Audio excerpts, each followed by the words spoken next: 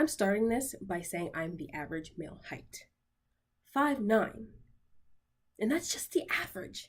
On campus, I'm like the tallest girl, taller than the guys. Yes, I've gotten used to it. But when I was younger, I was always taller than everybody. And in middle school, I was 5'8", and all my female peers were 5'. So when we would discuss weight, I would always be about 40 or 50 pounds heavier than everyone else.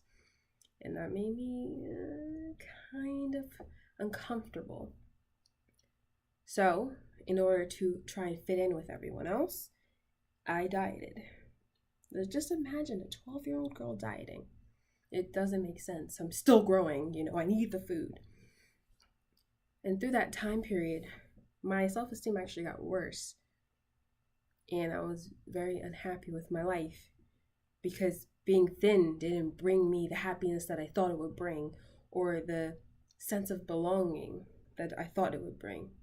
It just brought me unhappiness and binge eating.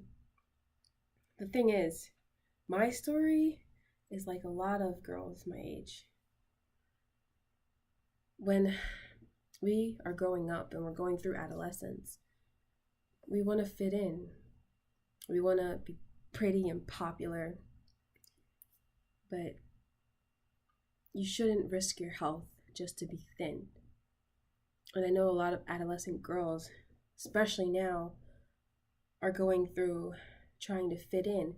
And it's even worse because of social media and of media, other types of media such as film and television. What you don't know is that women are 10 times more likely to have eating disorders than men, which is mostly due to the fact that the value of a woman is based on her appearance, and the value of a man is based on his wealth, status, or success. So, in order to combat this, we're going to have to attack media. There's this concept called perceived realism, which basically means what you see is not really what you get. There are many campaigns that push an agenda of thinness that we don't really realize. Things such as Victoria's Secret, The Perfect Body, and we have shows like The Biggest Loser. Fun fact, The Biggest Loser is kind of a scam.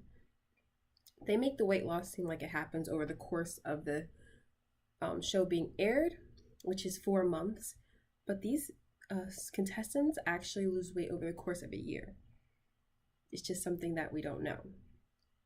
So when we have adolescent girls watching this show, they think that it's possible to lose 10 pounds a week, but they're not even morbidly obese. These are morbidly obese contestants. And with this perception of weight loss, we must really understand the concept of self-esteem.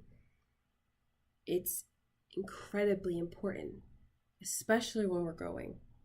A lot of adolescent girls lack self-esteem or have poor self-esteem because they're constantly pummeled with thinness. If you think about it, thinness is just associated with better life. You can think of Dawson's Creek, The Vampire Diaries, Clueless. The main characters, the women main characters, they're all thin. And usually, the overweight characters are seen as a comic relief. We don't realize it, but we start to internalize these kinds of ideals, which is why the bigger a person is, the more they're associated with comedy. And we're going to have to work very hard to fix that. But I really want younger girls to know that it's okay to not fit the current beauty ideals.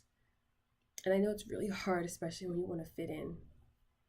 But the weird thing about weight and beauty is that it's always changing. And if you're prepared to deal with this changing concept of beauty, you have to be true and love yourself.